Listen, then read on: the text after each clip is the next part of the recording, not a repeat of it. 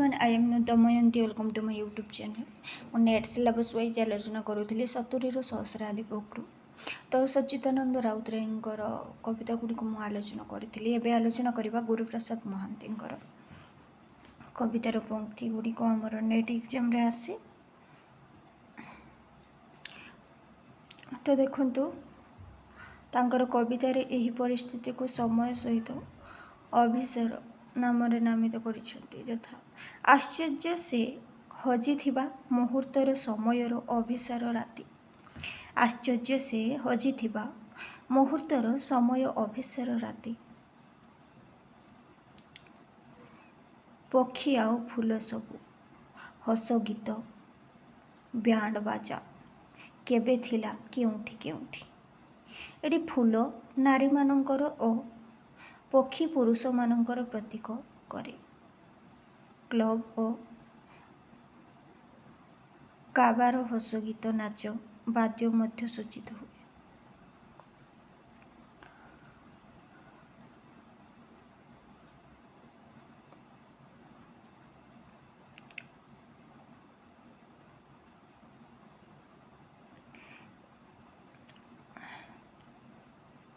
ପାଖୁ ପ୍ରେମ ଚିଠି ଲେଖା ରୋଗ ଓ ଦାରିଦ୍ର୍ୟ ଏସବୁକୁ ମନେ ପକେଇ କବି ଅତୀତ ବିଧୁର ହୋଇ ଉଠିଛନ୍ତି। କିନ୍ତୁ ବାବାକୁ ତାଙ୍କର ନିର୍ଦ୍ଦେଶ କରି ସେ କ'ଣ କହିଛନ୍ତି? ତୋ ଆଖି ଆକାଶ ଯାଉ ମୋ ବୋଉ ଆକାଶ ପରି ପାରି ହୋଇ ମହାକାଶ ମହାକାଳ ସେ ମୃତ୍ୟୁର ଦୁର୍ନିବାର ଗତି। ଶୀତର କୁହୁଡ଼ି ଧୀରେ ଧୀରେ ନିଷ୍କ୍ରାନ୍ତ ହୋଇଯାଉଛି। ସତେ ଯେପରି ବାଡ଼ି ଧରି ନଈ ନଈ ବୁଢ଼ୀ ମା ପରି ପାହାଡ଼ର ଉଠାଣିକୁ ଚଢ଼ି ଯାଉଛି।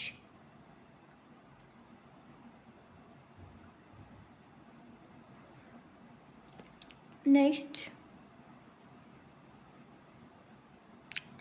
କିନ୍ତୁ କବି ସେଇ ଇନ୍ଦିରା ଗାନ୍ଧୀଙ୍କ ଉପରେ ଏମର୍ଜେନ୍ସି 1 ଏମର୍ଜେନ୍ସି 2 ଏହିପରି ଯେଉଁ ଦୁଇଟି କବିତା ବହୁ ପୂର୍ବରୁ ରଚନା କରିଛନ୍ତି, ସେଥିରେ ସେ ନିରୁପାୟ ଓ ଭୟଭୀତ ହୋଇ ପଡ଼ିଥିବା କଥା ସୂଚାଇଛନ୍ତି।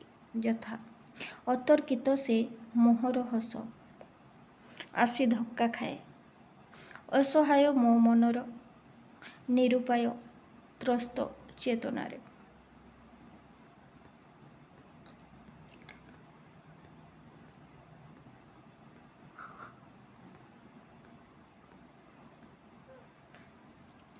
ବାରମ୍ବାର ଜୀବନ ଧସ୍ତାରେ ମରୁଥିବା ମଣିଷଟି ବାସ୍ତବ ମୃତ୍ୟୁରେ ହିଁ କେବଳ ଯନ୍ତ୍ରଣାରୁ ନିସ୍ତାର ପାଏ। ତେଣୁ କବି କହିଛନ୍ତି, ବହୁତ ମୃତ୍ୟୁର ପରେ ମୃତ୍ୟୁରୁ ନିସ୍ତାର ଆସେ ମୃତ୍ୟୁରେ କେବଳ। କ'ଣ କହିଛନ୍ତି ନା, ବହୁତ ମୃତ୍ୟୁର ପରେ ମୃତ୍ୟୁରୁ ନିସ୍ତାର ଆସେ ମୃତ୍ୟୁରେ କେବଳ।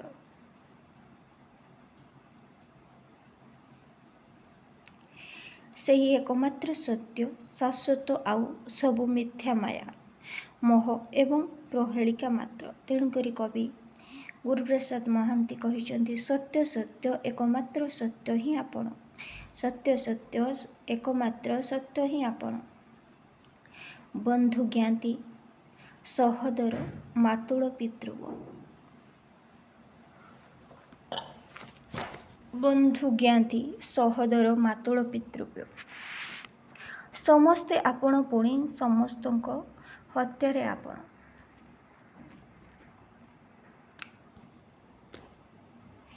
କେବଳ ଲାଳସା କ୍ଷୁଧାରେ ମଣିଷ ଘାଣ୍ଟି ହେଉଥାଏ, ପୁଣି ଅନ୍ୟ ଦେହ ପ୍ରତି ତୃଷ୍ଣା ବି ରହେ ଅପ୍ରତିହତ। ଅତି ଆବୃହୀନ ସ୍ପଷ୍ଟ ଭାଷାରେ କବି ସେପରି କାମନାକୁ ରୂପ ଦେଇଛନ୍ତି। ଯଥା ମୋ ଦେହରେ ସେ ଭୋକର ଅନୁଭୂତି ନିଷ୍ଠୁର ଲାଳସା, ଯେତେ ତୃପ୍ତି ପାଇଲେ ବି ପୁଣି ଫେରେ ଉତ୍ତ୍ୟକ୍ତ ନିର୍ଲଜ୍ଜ ଅନ୍ୟ ଏକ ଦେହ ପାଇଁ ଜୀବନର ଯନ୍ତ୍ରଣା ସହିତ ନିର୍ଲଜ୍ଜ ଏ ଭୋକର ବା ଶେଷ କାହିଁ, ପରିତୃପ୍ତି କାହିଁ।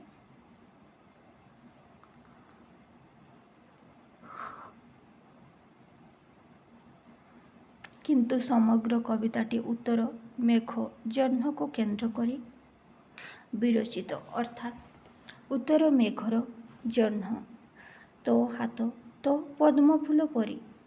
ଉତ୍ତର ମେଘର ଜହ୍ନ ତୋ ହାତ ତୋ ପଦ୍ମ ଫୁଲ ପରି। ଉତ୍ତର ମେଘର ଜହ୍ନ ତୋ ଓଠ ତୋ ଫୁଲ ପାଖୁଡ଼ା ପରି।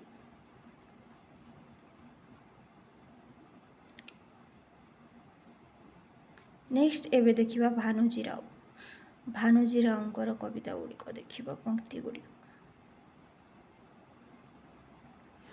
ତାଙ୍କ ନଦୀ, ନାରୀ ଓ ନକ୍ଷତ୍ର କବିତାକୁ ଲକ୍ଷ୍ୟ କରି ସେ ଲେଖିଛନ୍ତି କ'ଣ?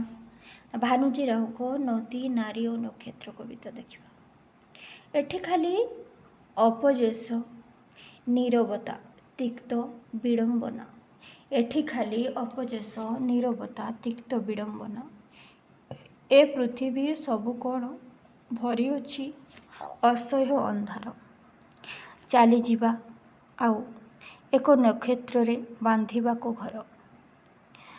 ଯେଉଁଠି ଜୀବନ ହସେ ଉଦ୍ବେଳିତ ଯୌବନ ସମ୍ଭାର। ଏହା ବୋଧହୁଏ ଥିଲା ଏକ ସାମୟିକ ପ୍ରତିକ୍ରିୟା, ନଚେତ୍ ପରବର୍ତ୍ତୀ କବିତା ଯଥା ତୁମେ ମୋର ପାପ ପୁଣ୍ୟ, ଜନ୍ମ ପୁଣି ମୃତ୍ୟୁର ପରୀକ୍ଷା। କେଉଁଠି ବିଦେଶ ଗଲେ ଅଟାରି ଧରିଛ ମୋର ନାଡ଼ି। ଆଶ୍ଚର୍ଯ୍ୟ ଗଛଲତା ଏ ମାଟିର ଅଦ୍ଭୁତ ଘ୍ରାଣ। ନପାରେ ରହି ମୁଁ ସେଠି ଦଣ୍ଡେ ହେଲେ ଏ ସବୁକୁ ଛାଡ଼ି। ନେକ୍ସଟ ଭାନୁଜୀ ରାଓଙ୍କର କବିତା ଆମେ ସବୁ। ଭାନୁଜୀ ରାଓଙ୍କର କବିତା ଆମେ ସବୁର ଉଦାହରଣ ପଙ୍କ୍ତି। ହେ ବଞ୍ଚିତା ଭାରତବର୍ଷ, ତୁମ ପାଇଁ ଆମେ ଅମର। ହେ ବଞ୍ଚିତା ଭାରତବର୍ଷ, ତୁମ ପାଇଁ ଆମେ ଅମର। ପ୍ରେମିକାକୁ ଭୁଲିବୁ ତୁମେ ବିଶ୍ୱାସ କର, ପ୍ରେମ ବେକରେ ଦଉଡ଼ି ଦେଇଛି କିମ୍ବା କିରାସିନ ବଳି ହୋଇ ଆତ୍ମହତ୍ୟା କରିଛି ବହୁ ଦିନରୁ। ସାରା ଦେଶ ଭରିଯାଇଛି ଅଗଣିତ କୁଷ୍ଠ ରୋଗୀରେ ଆଜି। ଶଠତା ଓ ଲାଞ୍ଛ ପରି ଦୂଷିତ କ୍ଷତରୁ। ନେକ୍ସଟ ଭାନୁଜୀ ରାଓଙ୍କର କବିତା ଖବର। ଖବର କବିତାର ପଙ୍କ୍ତି ଦେଖିବା। ଭାନୁଜୀ ରାଓଙ୍କର ଖବର କବିତାର ପଙ୍କ୍ତି। ଗୁରୁବାରୀ ଖାଇ ନାହିଁ 7 ଦିନ ଧରି। ଗୁରୁବାରୀ ଖାଇ ନାହିଁ 7 ଦିନ ଧରି। ହୋଇଛି ଭୀଷଣ ତାକୁ ଜ୍ୱର। ହୋଇଛି ଭୀଷଣ ତାକୁ ଜ୍ୱର। ତା ଝିଅକୁ ଟାଣି ନେଲା ଭୋକ। ଅପାସର ମଶାଣି ଆଡ଼କୁ। ଏସବୁ ଖବର ପାଇ ବେଳ ନାହିଁ ଟେଲିପ୍ରିଣ୍ଟରର। ନେକ୍ସଟ ଭାନୁଜୀ ରାଓଙ୍କର କବିତା ନଈ ଆରପାରି। ଭାନୁଜୀ ରାଓଙ୍କର କବିତା ନଈ ଆରପାରି। ଏପାରିରେ ଇନ୍ଦ୍ରଧନୁ ମରିଯାଏ ଏନ୍ତୁଡ଼ି ଶାଳରେ। ଏପାରିରେ ଇନ୍ଦ୍ରଧନୁ ମରିଯାଏ ଏନ୍ତୁଡ଼ି ଶାଳରେ। ମଣିଷର କ୍ଷୁଧା କ୍ଷୋଭ ଆଉ ଯେତେ ପୁରାତନ ପାପ, ତଣ୍ଟି ଚିପି ରୁନ୍ଧି ଦିଏ ଘନିଷ୍ଠ ଛାଇକୁ ବାରମ୍ବାର। ଏପାରିରେ ଝୁରୁଥାଏ ଏକାକୀ ଚକର। ଏପାରିରେ ଝୁରୁଥାଏ ଏକାକୀ ଚକର। ନେକ୍ସଟ ଭାନୁଜୀ ରାଓଙ୍କର କବିତା ଭଙ୍ଗା ଫୁଲଦାନୀ। ନେକ୍ସଟ ଭାନୁଜୀ ରାଓଙ୍କର କବିତା ପଙ୍କ୍ତି ଭଙ୍ଗା ଫୁଲଦାନୀ। ହୃଦୟ ବି ଭାଙ୍ଗିଯାଏ ଦିନେ। ହୃଦୟ ବି ଭାଙ୍ଗିଯାଏ ଦିନେ। ହାରିଯାନ୍ତି ପୃଥିବୀର ତମାମ ଶଲ୍ୟବିଦ। ହାରିଯାନ୍ତି ପୃଥିବୀର ତମାମ ଶଲ୍ୟବିଦ। ଛିନ୍ନ ଭିନ୍ନ ପ୍ରେମ ମୋର ପଡ଼ିଥାଏ ଇତସ୍ତତଃ ମୋହମାଡ଼ି ନୃଶଂସ ଘାସରେ। ନେକ୍ସଟ ଭାନୁଜୀ ରାଓଙ୍କର କବିତା ଯାତ୍ରା। ଯାତ୍ରା କବିତା। ଏ ପୃଥିବୀ ଛାଡ଼ିଯିବି ଦିନେ। ଏ ପୃଥିବୀ ଛାଡ଼ିଯିବି ଦିନେ। ମାୟାବୀ ଏ ସୂର୍ଯ୍ୟାଲୋକ ଛାଇ ଦୀର୍ଘ ହେଲେ। ମାୟାବୀ ଏ ସୂର୍ଯ୍ୟାଲୋକ ଛାଇ ଦୀର୍ଘ ହେଲେ। ନେକ୍ସଟ ଯାତ୍ରା କବିତାର ପଂକ୍ତି। ଅଲୌକିକ ଯୋଛନାରେ ଭରିଯାଏ, ଅଲୌକିକ ଯୋଛନାରେ ଭରିଯାଏ ସବୁଜ ବନାନୀ, ମୁଁ କିନ୍ତୁ ରହିବିନି ଦେଖିବାକୁ ଏସବୁ ନିସର୍ଗ ଆଉ କେବେ ହେଲେ। ନେକ୍ସଟ ଭାନୁଜୀ ରାଉଙ୍କର କବିତା ପଂକ୍ତି। ଆଗରୁ କହିଛି ନିସଙ୍ଗତା ବୋଧ ହିଁ ଏକ ସଂକଳସ୍ଥ କବିତା ଗୁଡ଼ିକର ମୁଖ୍ୟ ସ୍ୱର। ଫଟା କପାଳ କବିତାରେ ଦ୍ୱିଧାହୀନ ଭାଷାରେ କବି ଏକଥା ସ୍ୱୀକାର କରିଛନ୍ତି। କେଉଁ କବିତାରେ ନା ଫଟା କପାଳ। ଯଥା ନିସଙ୍ଗତା ମୋତେ ଗ୍ରାସିବାକୁ ଆସିଛି, ତାର ଧୂସର ହାତ ମୋତେ ଜାବୁଡ଼ି ଧରିବାକୁ ଉଦ୍ୟତ, ବଞ୍ଚାଇବାକୁ କେହି ନାହିଁ। ନିସଙ୍ଗତା ମୋତେ ଗ୍ରାସିବାକୁ ଆସିଛି, ତାର ଧୂସର ହାତ ମୋତେ ଜାବୁଡ଼ି ଧରିବାକୁ ଉଦ୍ୟତ, ବଞ୍ଚାଇବାକୁ କେହି ନାହିଁ। କବି ରାଧାନାଥ ଏକଦା ତାଙ୍କର ଦରବାର କାବ୍ୟରେ ଲେଖିଛନ୍ତି। ଥଇଏ ମୁକୁର ନିଜେ ଆଗେ ଭାଇ, ନିଜ ମୁଖ ମୁଁ କି ନିଜେ ଦେଖୁନାହିଁ।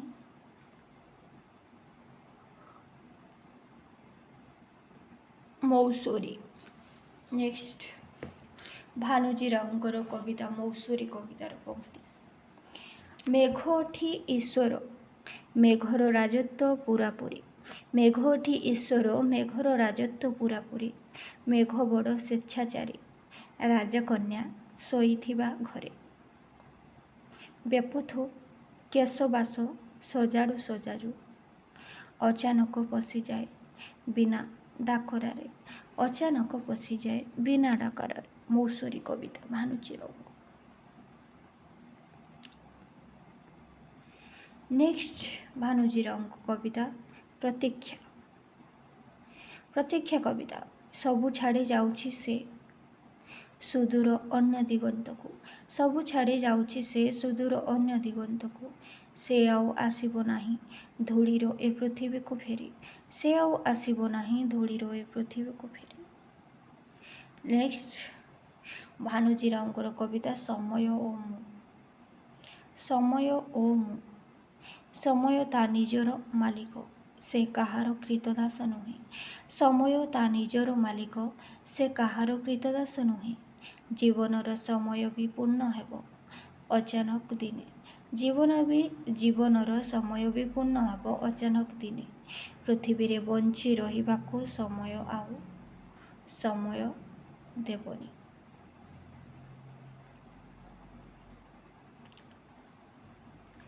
ସେତେବେଳେ ସାପ ତା ପୁରାତନ ନିର୍ମମ ଛାଡ଼ିଲା ପରି ଅନେକ ପରି ପ୍ରିୟଜନଙ୍କୁ ଛାଡ଼ିବାକୁ ହୁଏ। ତେଣୁକରି କହିଛନ୍ତି କବି ଭାନୁଜୀ ରାଉ, ସବୁକିଛି ଛାଡ଼ି ଦେଇ ଚାଲିଯିବି ଦୂର ଦିଗ୍ବଳୟ, ସବୁକିଛି ଛାଡ଼ି ଦେଇ ଚାଲିଯିବି ଦୂର ଦିଗ୍ବଳୟ, ମୋ ଲାଗି ସେଠି ଅଛି ଉଜ୍ଜ୍ୱଳ ସକାଳ, ମୋ ଲାଗି ସେଠି ଅଛି ଉଜ୍ଜ୍ୱଳ ସକାଳ, ଭୁଲିଯିବି ତିକ୍ତ ବେଦନା ଆଉ ବ୍ୟର୍ଥ ଅନୁଭବ ଦେଶ, ଦେଖ ଦେଖ ମୁଁ ବହୁଛି ମୋ ନିଜର ଶବ। ନେକ୍ସଟ ଭାନୁଜୀ ରାଉଙ୍କର କବିତା ମୋ ସହର। ନେକ୍ସଟ ଭାନୁଜୀ ରାଉଙ୍କର କବିତା ମୋ ସହରର ପଂକ୍ତି।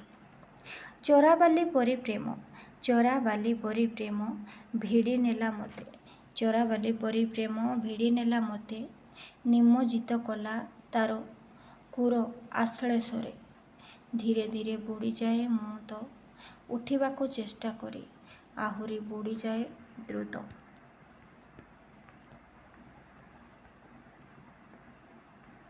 ନେକ୍ସଟ ଭାନୁଜୀ ରାଉଙ୍କର କବିତା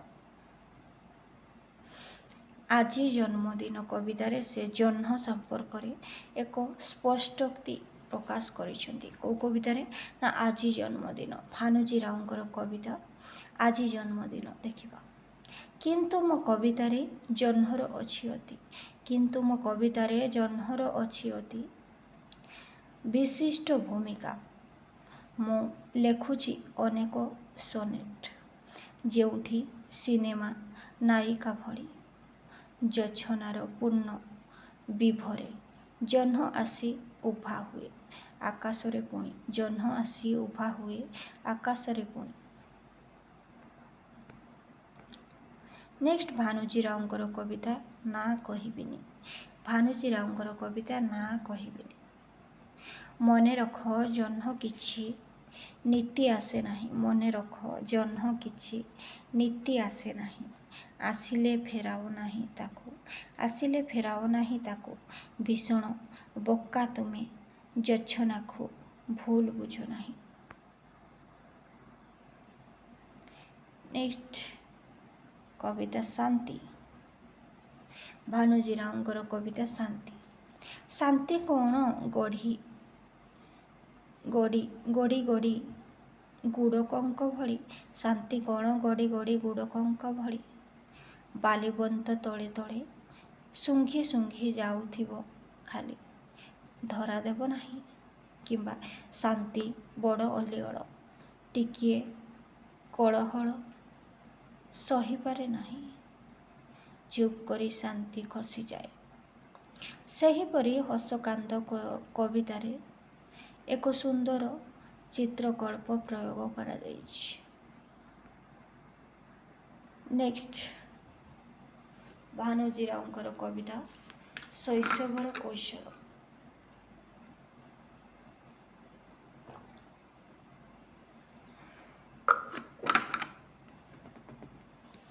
ନେକ୍ସଟ ଭାନୁଜୀ ରାଉଙ୍କ କବିତା ଶୈଶବର କୈଶୋର। ଦାମ୍ଭିକ ବନସ୍ପତି ପାଖେ ଦାମ୍ଭିକ ବନସ୍ପତି ପାଖେ କାନି ଫଟା ଗୁଡ଼ି ପରେ। କାନି ଫଟା ଗୁଡ଼ି ପରେ। ମୋର ପିଲାବେଳ ଲୋଟିଛି ତାହାରି ଡାଳରେ। ମୋର ପିଲାବେଳ ଲୋଟିଛି ତାହାରି ଡାଳରେ। ନେକ୍ସଟ ଭାନୁଜୀ ରାଉଙ୍କର କବିତା ଯିବି ନାହିଁ। ଏ ନଦୀ ଭସାଇ ନେଲା ଏ ନଦୀ ଭସାଇ ନେଲା ମୋର ମୁଗ୍ଧ କୈଶୋରକୁ ଆଉ ସମଗ୍ର ଆହତ ଯୌବନ ଭାସିଗଲା ପ୍ରବଳ ସ୍ରୋତରେ। ମୋର ମୁଗ୍ଧ କୈଶୋରକୁ ଆଉ ସମଗ୍ର ଆହତ ଯୌବନ ଭାସିଗଲା ପ୍ରବଳ ସ୍ରୋତରେ।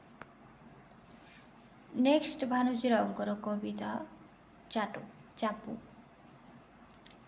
ବିଷାଦ ବେଷ୍ଟିତ ନଦୀ ରିକ୍ତ ଉପତ୍ୟକା। ବିଷାଦ ବେଷ୍ଟିତ ନଦୀ ରିକ୍ତ ଉପତ୍ୟକା। ଏହି ଆଉ ବଞ୍ଚି ହେବ ନାହିଁ। ଏଠି କ'ଣ ନାହିଁ କିଛି ଚାପୁର ଆଶ୍ରୟ। ଯେଉଁଠି ଦଣ୍ଡେ ହେଲେ ବିଶ୍ରାମ କରିବି। ନେକ୍ସଟ ଭାନୁଜୀ ରାଉଙ୍କର କବିତା ଦେହ ନଈ। ଭାନୁଜୀ ରାଉଙ୍କର ନେକ୍ସଟ କବିତା ଦେହ ନଈ। ନଈରେ ଅତଡ଼ା ଖସୁଛି ଏଥର। ନଈରେ ଅତଡ଼ା ଖସୁଛି ଏଥର। ମୁଁ ମୋ ଛାତିରେ ଅନୁଭବ କରୁଛି ସେଇ ଶବ୍ଦ ସେଇ ଧ୍ୱନି ବ୍ୟାପି ଯାଇଛି ଉତ୍ସରୁ ମୁହାଣ ପର୍ଯ୍ୟନ୍ତ। ମୁଁ ଝାସ ଦେଇଛି ତୁମ ଦେହରେ। ଦୂରରେ ଖସୁଛି ଅତଡ଼ା ରହି ରହି। ଏ ହେଉଛି ଦେହ ନଈ କବିତା ଭାନୁଜୀ ରାଉଙ୍କର। ନେକ୍ସଟ ଭାନୁଜୀ ରାଉଙ୍କର କବିତାର ପଂକ୍ତି ଅନ୍ଧ ଗଳିର ଇତିବୃତ୍ତ। ଅନ୍ଧ ଗଳିର ଇତିବୃତ୍ତର ପଂକ୍ତି ହେଉଛି ଏ ଗଳିରେ ସବୁକିଛି ମିଳେ। ଏ ଗଳିରେ ସବୁକିଛି ମିଳେ। ପ୍ରେମ ମିଳେ ବିବାହର ପ୍ରତିଶ୍ରୁତି ମିଳେ। ଧର୍ଷଣ ବି ଘଟିଯାଏ ରାତି ବେଶୀ ହେଲେ। ଧର୍ଷଣ ବି ଘଟିଯାଏ ରାତି ବେଶୀ ହେଲେ। କୁମାରୀ ଜନନୀ ହୁଏ ଏ ଗଳିରେ। କୁମାରୀ ଜନନୀ ହୁଏ ଏ ଗଳିରେ। ପଡ଼ିଥାଏ ବିକଳାଙ୍ଗ ଭ୍ରୂଣ ନାଳ ପାଖେ ଅଳିଆ ଗଦାରେ। ଏ ହେଉଛି ଅନ୍ଧ ଗଳିର ଇତିବୃତ୍ତ। ନେକ୍ସଟ ଭାନୁଜୀ ରାଉଙ୍କର କବିତା ମନୋହରପୁର। ନେକ୍ସଟ ଭାନୁଜୀ ରାଉଙ୍କର କବିତା ମନୋହରପୁର। ସେମାନଙ୍କ ମିଳିତ ଆର୍ତ୍ତନାଦ। ସେମାନଙ୍କ ମିଳିତ ଆର୍ତ୍ତନାଦ ରାତିର ଅପନ୍ତରାକୁ ଚିରି ଫାଳ ଫାଳ କରିଦେଉଛି। ହାୟ ସବୁକିଛି ପୋଡ଼ି ପାଉଁଶ ହୋଇଗଲା। ହାୟ ସବୁକିଛି ପୋଡ଼ି ପାଉଁଶ ହୋଇଗଲା। ନେକ୍ସଟ ଭାନୁଜୀ ରାଉଙ୍କର କବିତା ଜହ୍ନର ରକ୍ତ ଧଳା। ନେକ୍ସଟ ଭାନୁଜୀ ରାଉଙ୍କର କବିତା ଜହ୍ନର ରକ୍ତ ଧଳା ଯଥା। ମୁଁ ଫେରିବି ମୋର ଚେର ଖୋଜି ଖୋଜି ବାଳୁତ କାଳକୁ। ମୁଁ ଫେରିବି ମୋର ଚେର ଖୋଜି ଖୋଜି ବାଳୁତ କାଳକୁ। ଗୁରୁଣ୍ଡିବି ଅବାଧରେ ଅଗଣାରେ ଆସି। ଗୁରୁଣ୍ଡିବି ଅବାଧରେ ଅଗଣାରେ ଆସି। ରକ୍ତକୁ ପୋଛି ଦେବି ଫୁଲର ମହକ ଜହ୍ନର ଯାଦୁ ଖେଳ ଆଉ ଦେଖିବିନି। ସ୍ୱପ୍ନ ସବୁ ନିଭିଯିବେ ଗୋଟି ଗୋଟି କରି। ନେକ୍ସଟ ଭାନୁଜୀ ରାଓଙ୍କର ସକାତର ଲକ୍ଷ୍ୟ କରନ୍ତୁ କବିତାର ପଂକ୍ତି। ବିମର୍ଷ ଚଢ଼େଇ ପରି ପୃଥିବୀକୁ ଆସିଥିଲ ତୁମେ। ବିମର୍ଷ ଚଢ଼େଇ ପରି ପୃଥିବୀକୁ ଆସିଥିଲ ତମେ। କୁହୁଡ଼ିରେ ବାଟ ହୁଡ଼ି ମ୍ଳାନ ଜ୍ୟୋତ୍ସ୍ନାରେ। ସେତେବେଳେ ହେମନ୍ତର ମାସ। କାକରରେ ଅଦା ଥିଲା ଘାସ। କାକରରେ ଅଦା ଥିଲା ଘାସ। ପବନରେ ଗଛଙ୍କ ଦୀର୍ଘଶ୍ୱାସ ଲାଖି ରହିଲା। ନେକ୍ସଟ ଭାନୁଜୀ ରାଓଙ୍କର କବିତା ଜେମାଦେଇ। ଜେମାଦେଇ କବିତା। ଜେମାଦେଇ ସାନ ନଈ ପରି। ଜେମାଦେଇ ସାନ ନଈ ପରି ଯାଉଛନ୍ତି ଭେଟିବାକୁ ସଂସାର ବାରିଧି। ସୁଖ ନାହିଁ ଜୀବନରେ ବହୁ ଅଛି ଲୁହର ଧାର। ଆଖିରୁ କେବଳ ଜୀବନରେ ଅନେକ ଭଉଁରୀ। ଆଖିରୁ କେବଳ ଜୀବନରେ ଅନେକ ଭଉଁରୀ। ଟାଣି ନିଏ ଚୋରା ସ୍ରୋତ ଗଭୀର ପାଣିକୁ ବୁଡ଼ାଇବ ବୋଲି।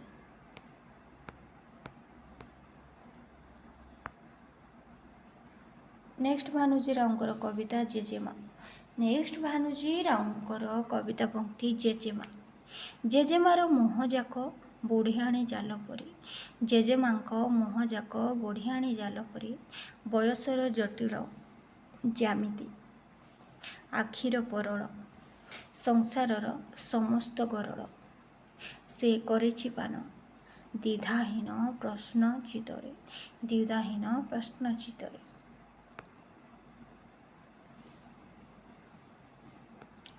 ନେକ୍ସଟ ଭାନୁଜୀ ରାଓଙ୍କର କବିତା ଆଣ୍ଟେନାରେ କାଉ। ନେକ୍ସଟ ଭାନୁଜୀ ରାଓଙ୍କର କବିତା ଆଣ୍ଟେନାରେ କାଉ। ଯଥା ଏକାକିତ୍ୱ ଏବଂ ମୁଁ ଶୀର୍ଷକ କବିତାରେ ସେ ସ୍ପଷ୍ଟ ଉଚ୍ଚାରଣ କରନ୍ତି। ଯଥା ଏକାକିତ୍ୱ ମୋର ପ୍ରିୟତମ ଶବ୍ଦ। ଏକାକିତ୍ୱ ମୋର ପ୍ରିୟତମ ଶବ୍ଦ ଏବଂ ସେ ମଧ୍ୟ ମୋତେ ଭଲ ପାଏ ଯେମିତି ଭଲ ପାଏ ସୂର୍ଯ୍ୟ ସମୁଦ୍ରକୁ କିମ୍ବା ଜହ୍ନକୁ। ନିଛାଟିଆ ବିସ୍ତୀର୍ଣ୍ଣ ନଈ ପଠା। ନିଛାଟିଆ ବିସ୍ତୀର୍ଣ୍ଣ ନଈ ପଠା।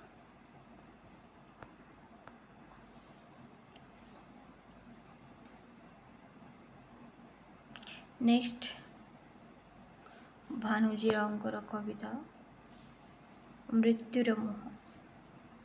ମୁଁ ଦିନେ ରାତି ବେଶୀ ହେଲେ ମୁଁ ଭାବେ ମୃତ୍ୟୁର କଥା। ମୁଁ ଦିନେ ଦିନେ ରାତି ବେଶୀ ହେଲେ ମୁଁ ଭାବେ ମୃତ୍ୟୁର କଥା। ଯିଏ ଆସି ଠିଆ ହୁଏ ମୁଣ୍ଡ ପାଖ ଝରକା ପଛରେ। ଯିଏ ଆସି ଠିଆ ହୁଏ ମୁଣ୍ଡ ପାଖ ଝରକା ପଛରେ।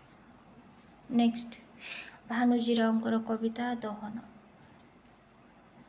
ଚିତାରେ ଥରେ ନିଆଁ ଲାଗିଗଲେ। ଚିତାରେ ଥରେ ନିଆଁ ଲାଗିଗଲେ ସ୍ନେହ ପ୍ରେମ ମମତାର ସବୁ ଅନୁଭୂତି ହୃଦୟ କନ୍ଦରରେ ସାଇତା ଗୋପନ ବାସନା ସହସ୍ର ଚୁମ୍ବନ ଆଉ ସବୁ ଆଲିଙ୍ଗନ ଚାହୁଁ ଚାହୁଁ ପୋଡ଼ି ହୋଇଯାଏ।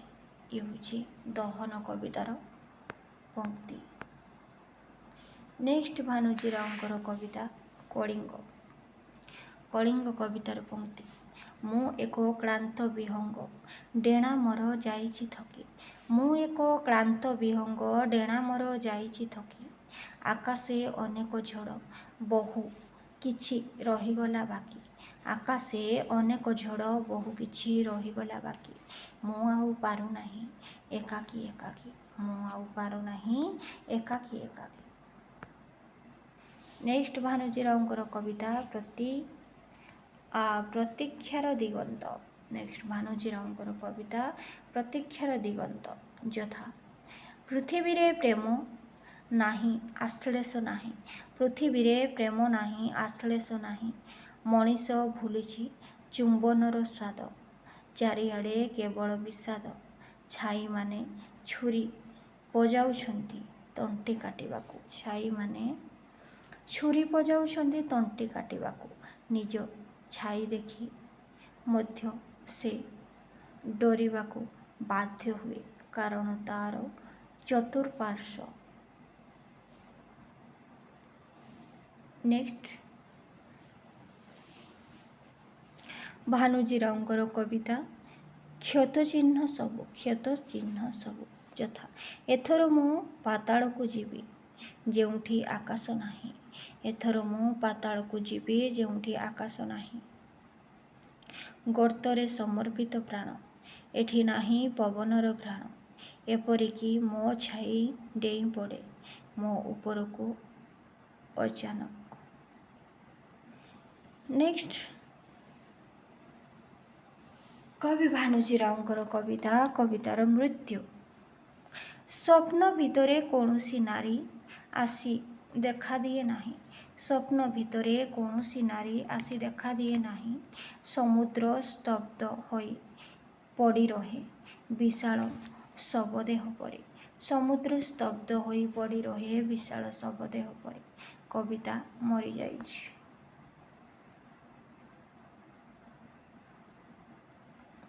ତ ଭାନୁଜୀରାଓଙ୍କର କବିତା ସମାପ୍ତ। ଏବେ ଆମେ ଦେଖିବା ରମାକାନ୍ତ ରଥ।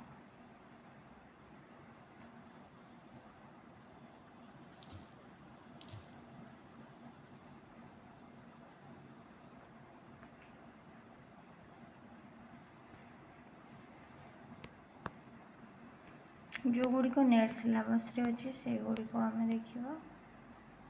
ରମାକାନ୍ତ ରଥ 183 ପୃଷ୍ଠା। ରମାକାନ୍ତ ରଥ, ତାପରେ ସୀତାକାନ୍ତ ମହାପାତ୍ର, ତାପରେ ଦୀପକ ମିଶ୍ର।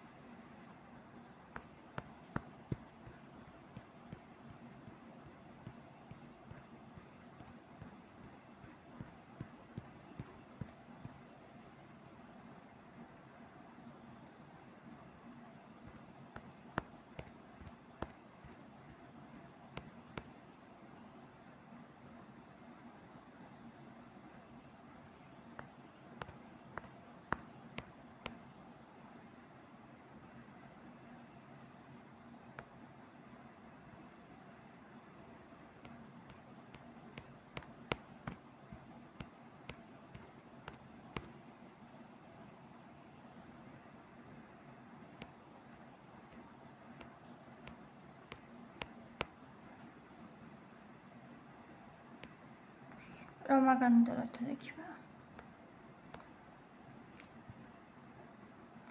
1950ରୁ 51, 1970 ମଧ୍ୟରେ କବି ରମାକାନ୍ତ ଓଡ଼ିଆ ସାହିତ୍ୟକୁ ମାତ୍ର 2ଟି କବିତା ସଂକଳନ ଦେଇଛନ୍ତି। ଏ ପ୍ରସଙ୍ଗରେ ଆଗରୁ ସବୁଜରୁ ସାମ୍ପ୍ରତିକରେ ଆଲୋଚନା କରାଯାଇଛି। ଦେଖିନେବେ, ମୁଁ ସବୁଜରୁ ସାମ୍ପ୍ରତିକ ମଧ୍ୟ ଆଲୋଚନା କରିଛି ପୂର୍ବ ଭିଡ଼ିଓରେ, ଆପଣମାନେ ପ୍ଲେଲିଷ୍ଟରେ ଯାଇକି ଦେଖିପାରିବେ। ତ ରମାକାନ୍ତ ରଥଙ୍କର କବିତା ହେମଲତାର ମୃତ୍ୟୁ। ହେମଲତାର ମୃତ୍ୟୁର ଉଦାହରଣ। ହଠାତ୍ ନିଶ୍ଚଳ ହୋଇ ଠିଆ ହେଲେ ଧଳା ଧଳା ମେଘମାନ ଦେଖି ମୃତ୍ୟୁ ମୟୂରଙ୍କ ନାଚ। ଧଳା ଧଳା ମେଘମାନେ ଦେଖି ମୃତ ମୟୂରଙ୍କ ନାଚ।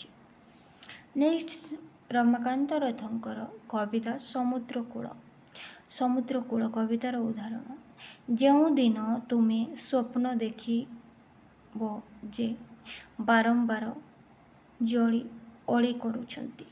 ଯେଉଁଦିନ ତମେ ସ୍ୱପ୍ନ ଦେଖିବ ଯେ ବାରମ୍ବାର ଅଳି କରୁଛନ୍ତି ତମର ଅବିବାହିତା ପତ୍ନୀ, ତମେ ଆଗନ୍ତୁକ ପୌତ୍ରଙ୍କୁ ମନାଅ ତାଙ୍କୁ ବିଭା ହେବା ଲାଗି। ସେଦିନ ତମେ ଯାଇବ ଉଦ୍ଧାର। ନେକ୍ସଟ, ରମାକାନ୍ତ ରଥଙ୍କର କବିତା ସେ ସକଳ ମୃତ୍ୟୁ। ମୁଁ ଦେଖୁଛି ଅନ୍ଧକାରଚ୍ଛନ୍ନ, ମୁଁ ଦେଖୁଛି ଅନ୍ଧକାରଚ୍ଛନ୍ନ ଏଇ ନଈର ପାଣିରେ ପ୍ରତିବିମ୍ବ ମେଘମାନଙ୍କର କିଟି କିଟି ଅନ୍ଧାରରେ ଚକ୍ ଚକ୍ ଜହ୍ନ ଆଲୁଅରେ, ଯେତେବେଳେ ଚାରିଆଡ଼ ଝଲସୁ ଥିଲା ଉଜ୍ଜଳ ଖରାରେ। ଏ ହେଉଛି ଅତିଥି ସତ୍କାର କବିତା। ଟିକି ଟିକି ଅନ୍ଧାରରେ ଚକ୍ ଚକ୍ ଜହ୍ନ ଆଲୁଅରେ, ଯେତେବେଳେ ଚାରିଆଡ଼ ଝଲସୁ ଥିଲା ଉଜ୍ଜଳ ଖରାରେ। ସନ୍ଧ୍ୟାବେଳର ଦୃଶ୍ୟ। ନେକ୍ସଟ ସନ୍ଧ୍ୟାବେଳର ଦୃଶ୍ୟର ଉଦାହରଣ। ମଲା ସାଇକେଲ ଭାସେ ସିସା ସମୁଦ୍ରରେ, ପାଞ୍ଚ ମଲା ଭାଇଙ୍କର ଛାଇଗଲେ ଘୁଷୁରି ଘୁଷୁରି, ଜନଶୂନ୍ୟ ସଫେଦ ରାସ୍ତାରେ। ସମୟକୁ ଚାରିଟି ଚୋରା ଚାହାଣୀର ଉଦାହରଣ। ରମାକାନ୍ତ ରଥଙ୍କର ସମୟକୁ ଚାରିଟି ଚୋରା ଚାହାଣୀ କବିତାର ପଂକ୍ତି। ସେ ଦଚାରୀ କେତେ କଥା କହି ମୋତେ ଭୁଲାଇ ଆଣିଲା, ସେ ଦଚାରୀ କେତେ କଥା କହି ମୋତେ ଭୁଲାଇ ଆଣିଲା ଏ ଜାଗାକୁ, ଯେଉଁଠାରେ ମୁହଁ ସଞ୍ଜ ଅକ୍ଷୟ ଅମର, ଯେଉଁଠାରେ ମୁହଁ ସଞ୍ଜ ଅକ୍ଷୟ ଅମର। ନେକ୍ସଟ କବି ଭାନୁଜୀରାଓଙ୍କର କବିତା ଭୂତକେଳି କବିତା। ମୁଁ ସେହି ଅଭୁଲା ଧ୍ୱନି ହଠାତ୍ ପଥର ହେବା ବେଶ୍ୟାଙ୍କର ଗୀତର, ଖ୍ରୀଷ୍ଟପୂର୍ବ କେତେ ଶତାବ୍ଦୀରେ। ଆକାଶରେ ମିଟି ମିଟି ଲକ୍ଷ ଲକ୍ଷ ଆସନ୍ତାକାଲିର ଗ୍ରହ ଉପଗ୍ରହ ଏବଂ ଅପ୍ସରାଙ୍କର ପାନୀୟ ବିଷୟରେ। ଆଜୀବନ ଓ ପ୍ରଫୁଲ୍ଲ ସ୍ୱାଦ ତାର ଉନ୍ମାଦ ଓଠରେ। ଇଏ ହେଉଛି ମାଧବୀର ପଞ୍ଚତ୍ରିଂଶ ଜନ୍ମୋତ୍ସବ କବିତା। ନେକ୍ସଟ ରମାକାନ୍ତ ରଥଙ୍କର କବିତା ବାର୍ଦ୍ଧକ୍ୟ କବିତାର ଉଦାହରଣ। ଅଦା ଧୂଆଁଳିଆ ଗାଢ଼ ସାବ୍ଜା ଅରଣ୍ୟରେ, ରେଲଗାଡ଼ି ଛୁଟି ଚାଲେ ଉନ୍ନତ ବେଗରେ। ନେକ୍ସଟ ରମାକାନ୍ତ ରଥଙ୍କର କବିତା ମାଷ୍ଟରାଣୀ କବିତାର ଉଦାହରଣ। ମୁଁ କେବଳ ଦେଖୁଅଛି ଏକ ଅବାନ୍ତର, ଯୌବନ ମିଳାଇ ଯାଏ ଲକ୍ଷ୍ୟହୀନ ଏକ ବାର୍ଦ୍ଧକ୍ୟରେ। ଆଉ ରମାକାନ୍ତ ରଥଙ୍କର ପଂକ୍ତି। ଆଲିଙ୍ଗନେ ସବୁ ସ୍ମୃତି ଏ ସମ୍ବନ୍ଧ ଦଗ୍ଧ କରିସାରି, ସେ କହିଲେ ଦେଖେ ଦେଖେ ଏ ମଧ୍ୟାହ୍ନ କେଡ଼େ ମନୋହର। ନେକ୍ସଟ ରମାକାନ୍ତ ରଥଙ୍କର କବିତା ସେ ସକଳ ମୃତ୍ୟୁର ଉଦାହରଣ। ଏଠି କିଛି ନାହିଁ, ଖାଲି କିଛି ଏକ ଅଦୃଶ୍ୟ ପକ୍ଷୀର ଡେଣା ଫଡ଼ ଫଡ଼ ଶବ୍ଦ, କୋଳାହଳ ତୁଚ୍ଛା ନଥିବାର। ଏଠି କିଛି ନାହିଁ, ଖାଲି ଅଛି ଏକ ଅଦୃଶ୍ୟ ପକ୍ଷୀର ଡେଣା ଫଡ଼ ଫଡ଼ ଶବ୍ଦ, କୋଳାହଳ ତୁଚ୍ଛା ନଥିବାର। ନେକ୍ସଟ ରମାକାନ୍ତ ରଥଙ୍କର କବିତା ମା ପ ଜନ୍ମୋତ୍ସବ। ଯଥା ସମ୍ବାଦପତ୍ରରେ ଗଢ଼ା ଗଧ ତାର ନିର୍ଭୀକ ବାହନ, ନିହତ ସଭାଙ୍କ ରକ୍ତେ ରଞ୍ଜିତ ତା କରେ କରବାଳ। ନେକ୍ସଟ ରମାକାନ୍ତ ରଥଙ୍କର କବିତା ସମୟକୁ ଚାରୋଟି ଚୋରା ଚାହାଣୀ। ଯଥା ମୋର ଯୌବନ ସେ ନଷ୍ଟ କଲା ସେ ବିଷ ମୋ ନିର୍ମଳ ସ୍ୱପ୍ନର। ସେ ଦଚାରୀ କେତେ କଥା କହି ମୋତେ ଭୁଲାଇ ଆଣିଲା ଏ ଜାଗାକୁ ଯେଉଁଠାରେ ମୁଁ ସଞ୍ଜ ଅକ୍ଷୟ ଅମର। ନେକ୍ସଟ ରମାକାନ୍ତ ରଥଙ୍କର କବିତା ସମୟକୁ ଚାରୋଟି ଚୋରା ଚାହାଣୀ। ସମୟକୁ ଚାରୋଟି ଚୋରା ଚାହାଣୀ ଯଥା ତମେ ମୋ ବିଜୁଳି ଯାହା ଲିଭେ ନାହିଁ, ତମେ ମୋ ବିଜୁଳି ଯାହା ଲିଭେ ନାହିଁ, ତମେ ମୋ ସଙ୍ଗୀତ ଯାହା ଶେଷ ହୁଏ ନାହିଁ, ତମେ ମୋ ସଙ୍ଗୀତ ଯାହା ଶେଷ ହୁଏ ନାହିଁ। ଅକସ୍ମାତ୍ ମୋ ଦେହରେ ଥରିବା ଲକ୍ଷ୍ୟ ଦିଶେ ମୋତେ ହାତ ମେଲାଇବ ତୁମ ପେଟ ବର୍ଷା ଅଦାବଣ, ହସ ହସ ମହାବଳ ଲୁଚିଛନ୍ତି ଅସତର୍କ ମୃତ୍ୟୁ ଉଦ୍ଦେଶ୍ୟରେ। ନେକ୍ସଟ ରମାକାନ୍ତ ରଥଙ୍କର କବିତା ଗ୍ରୀଷ୍ମ ଋତୁରେ ରେଳଯାତ୍ରା। ନେକ୍ସଟ ରମାକାନ୍ତ ରଥଙ୍କର କବିତା ଗ୍ରୀଷ୍ମ ଋତୁରେ ରେଳଯାତ୍ରା ଯଥା ମାଂସର ଆରାମ, ମାଂସର ଆରାମ, ନରମ ଅନ୍ଧାର ଏବଂ ବିବାହିତ ପ୍ରେମର ଆଳାପେ ମୁଁ ପ୍ରାୟ ଗଲେଣି ମରି। ଇଚ୍ଛା ହୁଏ ଏସବୁକୁ ଫିଙ୍ଗି ଦେଇ ସାରି, ଇଚ୍ଛା ହୁଏ ଏସବୁକୁ ଫିଙ୍ଗି ଦେଇ ସାରି ମୁଁ ଯାଆନ୍ତି ଶୁଣିବାକୁ ଶବ୍ଦ ଏକ ପୃଥକ ଭାଷାରେ।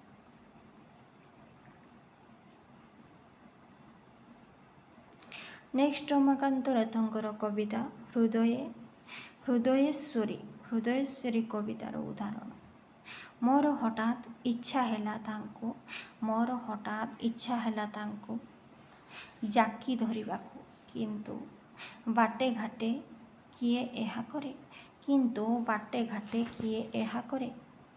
ତଥାପି ଲାଗିଲା ମୋତେ ଏହା ଥିଲା ଅନ୍ତିମ ସୁଯୋଗ। ଭଗବାନ ତବ କୃପା ସବୁବେଳେ ଥାଉ ତାଙ୍କ ଉପରେ।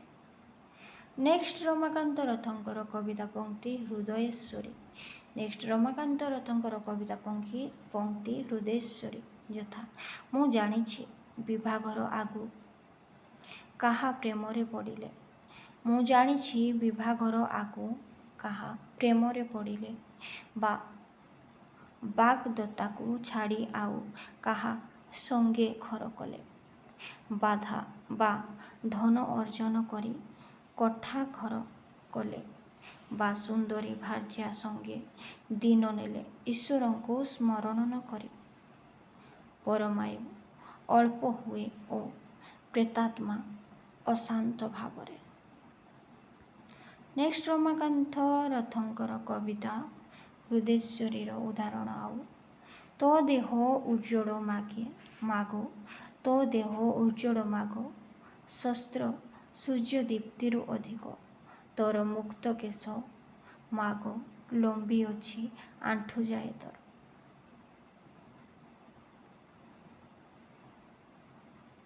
ନେକ୍ସଟ ରମାକାନ୍ତ ରଥଙ୍କର କବିତା ଦ୍ୱିତୀୟ ବିଚାର।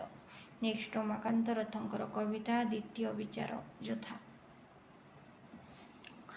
ତୁମେ ଏକ ନୀଳବର୍ଣ୍ଣ ଅଭାବ ଯେଉଁଠି ସବୁ କାନ୍ଦ ସବୁ ହସ ଲାଖିଯାଏ ଡଙ୍ଗା ପରି ନିଷିଦ୍ଧ ପଠାରେ। ନେକ୍ସଟ ରମାକାନ୍ତ ରଥଙ୍କର କବିତା ପଂକ୍ତି ଆମର ବିମର୍ଷ ଭାଗ୍ୟ କବିତା ଯଥା ମୁଁ ତାକୁ ମାଗିବି କ'ଣ, ମୁଁ ତାକୁ ମାଗିବି କ'ଣ ଅବିଶ୍ରାନ୍ତ ଖଟିବାର ଫଳ, ଅବିଶ୍ରାନ୍ତ ଖଟିବାର ଫଳ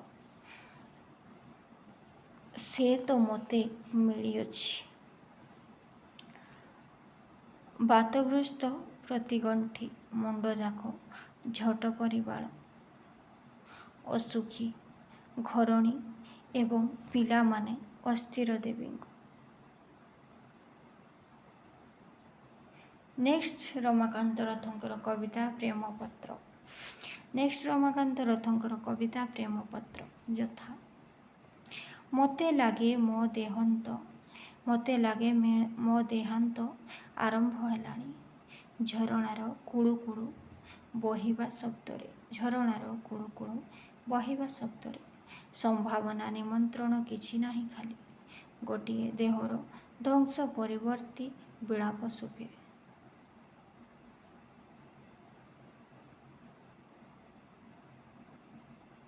ନେକ୍ସଟ ରମାକାନ୍ତ ରଥଙ୍କର କବିତା ତମ ଭାଗ୍ୟ।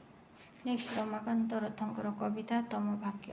ଯଥା ଅନ୍ୟ ଏକ ନାରୀକୁ ହିଁ ଚିହ୍ନିଥିଲି ବହୁଦିନ ତଳେ, ଅନ୍ୟ ଏକ ନାରୀକୁ ହିଁ ଚିହ୍ନିଥିଲି ବହୁଦିନ ତଳେ, ଆଜିକାଲି ସେ ରହିଛି ଫଟୋରେ ତା ପାଦଧୂଳି।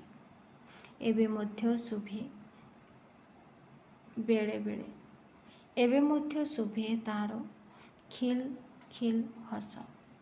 ସେ କଥା କହିଲା ବେଳେ ଭଗିନୀ ରାଗିନୀ ଦେଖାନ୍ତି ଅପ୍ସରା ରୂପରେ। ଆତ୍ମା ହୁଏ ସ୍ଥିର ଯେଉଁପରି ଦୂର ପର୍ବତ।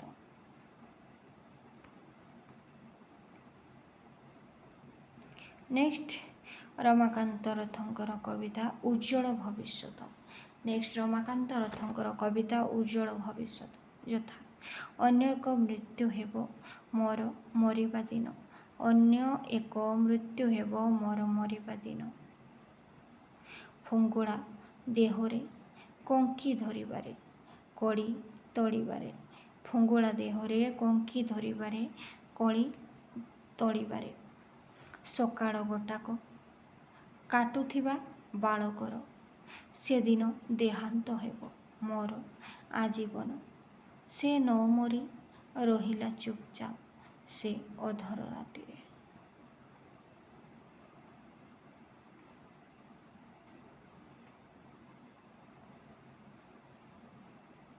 ନେକ୍ସଟ ରମାକାନ୍ତ ରଥଙ୍କର କବିତା ଶାଗୁଣା। ନେକ୍ସଟ ରମାକାନ୍ତ ରଥଙ୍କର କବିତା ଶାଗୁଣା। ଯଥା ମୁଁ କହିଲି ମୋ ପୁଅକୁ ଯା ଯା ଚାଲିଯା ଦୂରକୁ, ମୁଁ କହିଲି ମୋ ପୁଅକୁ ଯା ଯା ଚାଲିଯା ଦୂରକୁ, ଯେକୌଣସି ମତେ ଯା ମରି ପଛେ ଯା।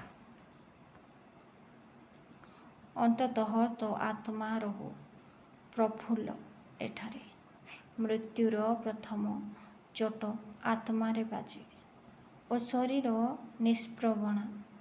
ନିଷ୍ପ୍ରାଣ ହୁଏ ଅନେକ ଉତ୍ତାରେ। ନେକ୍ସଟ ରମାକାନ୍ତ ରଥଙ୍କର କବିତା ଯେଝା ବାଟ। ନେକ୍ସଟ ରମାକାନ୍ତ ରଥଙ୍କର କବିତା ଯେଝା ବାଟ। ଯଥା ଏଇ ଚା ଖିଆ ପରେ ମୁଁ ଫେରିବି ମୋ କାର୍ଯ୍ୟାଳୟକୁ, ନଥିରେ ଲେଖିବି କେତେ ନିର୍ଦ୍ଦେଶ ଯାହାର ଶକ୍ତି ନାହିଁ କୌଣସି କଥାକୁ ବଦଳାଇ ଦେବା ଲାଗି, ଯାହା ବଦଳୁଛି ଅବରୋଧ କରିବାକୁ ତାକୁ। ନେକ୍ସଟ ରମାକାନ୍ତ ରଥଙ୍କର କବିତା ଦ୍ୱିତୀୟ ବିଚାର। ନେକ୍ସଟ ରମାକାନ୍ତ ରଥଙ୍କର କବିତା ଦ୍ୱିତୀୟ ବିଚାର। ଯଥା ତମ ଦେଖା ମିଳିନାହିଁ କେତେ ମାସ ଧରି, ତମ ଦେଖା ମିଳିନାହିଁ କେତେ ମାସ ଧରି, ବର୍ଣ୍ଣହୀନ ପ୍ରତ୍ୟୁଷ ମଧ୍ୟାହ୍ନ ସନ୍ଧ୍ୟା ଓ ରାତିର ଉତ୍ତାରେ। ତମେ ଏକ ନୀଳବର୍ଣ୍ଣ ଅଭାବ ଯେଉଁଠି ସବୁ କାନ୍ଦ ସବୁ ହସ ଲାଖିଯାଏ ଡଙ୍ଗା ପରି ନିଶୀଥ ପଠାରେ।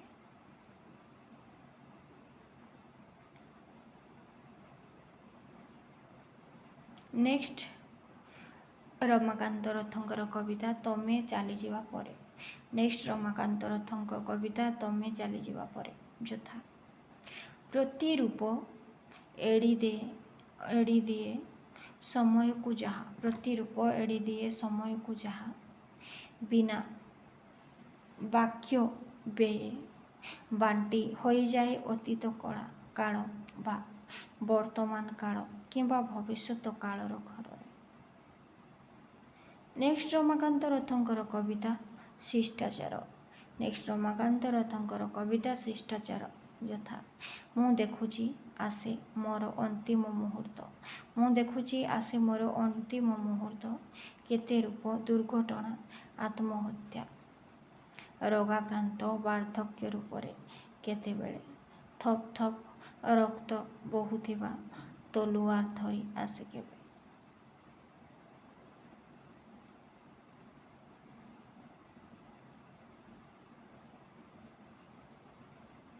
ନେକ୍ସଟ ରମାକାନ୍ତ ରଥଙ୍କର କବିତା ପଂକ୍ତି ପରମାୟୁ। କବିତାର ପଂକ୍ତି ପରମାୟୁ। ଯଥା ଗୋଟିଏ ପ୍ରଶ୍ନ ନ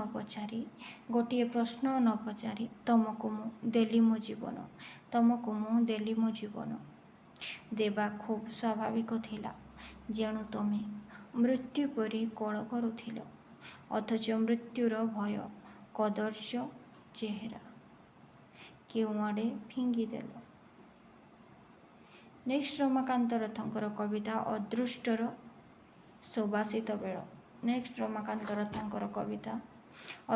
ସୁବାସିତ ବେଳ। ଯଥା ତମର ସ୍ମୃତିରେ ନାହିଁ ବିଷାଦ ଟିକିଏ,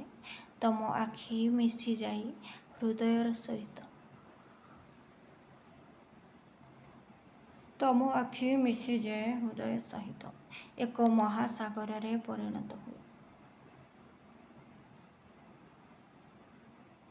ନେକ୍ସଟ ରମାକାନ୍ତ ରଥଙ୍କର କବିତା ଏ ନଈ କୂଳରେ। ଯଥା ତମେ ମୋର ବୋଲି କହିବାକୁ ଶଙ୍କା ଲାଗେ, କିନ୍ତୁ ତମ ବ୍ୟତିରେକ କିଛି ନାହିଁ, ମୁଁ ବି ନିଜେ ନାହିଁ। ତମ ଦୁଇ ଆଖିଙ୍କର ସ୍ୱୀକୃତି ବାହାରେ।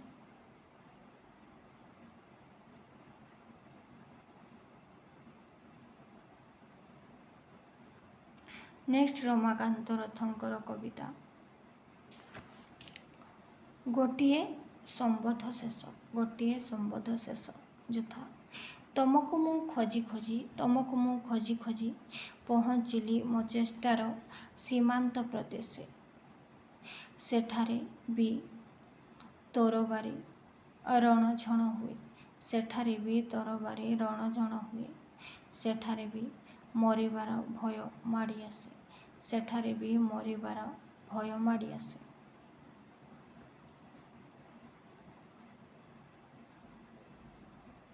ନେକ୍ସଟ ରମାକାନ୍ତ ରଥଙ୍କର କବିତା ଶେଷରେ ମୁଁ ନିଜେ। ଯଥା ସେଠାରେ ଆଗକୁ ନାହିଁ ଏକ ପରେ ଏକ ଉନ୍ମୁକ୍ତ ଦୁଆର। ସେ ଅବସ୍ଥା ଆସେ ଶେଷ ଦୁଆରଟି ବନ୍ଦ ହୋଇଯିବା ପରେ, ଶେଷ ଦୀର୍ଘ ନିଶ୍ୱାସଟି ଚାଲିଯିବା ପରେ, କିଏ ସେ କୁଆଡ଼େ ନାହିଁ, ଦିନ କଟିଯାଏ। ନେକ୍ସଟ ରମାକାନ୍ତ ରଥଙ୍କର କବିତା ତମେ ଆଜି ମନେ ପଡ଼। ନେକ୍ସଟ ରମାକାନ୍ତ ରଥଙ୍କର କବିତା ତମେ ଆଜି ମନେ ପଡ଼। ଯଥା ତମେ ଆଜି ମନେ ପଡ଼, ତମେ ଦେଖାଦିଅ ଅସମାପ୍ତ ଦିନଙ୍କର ଖୋଲା ଖବରରେ। ତମ ଚନ୍ଦ୍ରବର୍ଣ୍ଣ ସତ୍ତା ଉଇଁ ଆସୁଅଛି ଆଉଁଶରେ ପଲସ୍ତରା ସଚରାଚର। ନେକ୍ସଟ ରମାକାନ୍ତ ରଥଙ୍କର କବିତା ଆମେ ଦୁହେଁ। ଯଥା ଏଣିକି ନିଶ୍ୱାସ ମୋର ଖୁବ୍ ଭାରୀ, ଅଟକୁଛି ଶ୍ୱାସନଳୀ ଓ ନାକପୁଡ଼ାରେ। ସେ ନିଶ୍ୱାସ ଜାଳେ ନାହିଁ ନିଆଁ ଆଉ ଧମନୀରେ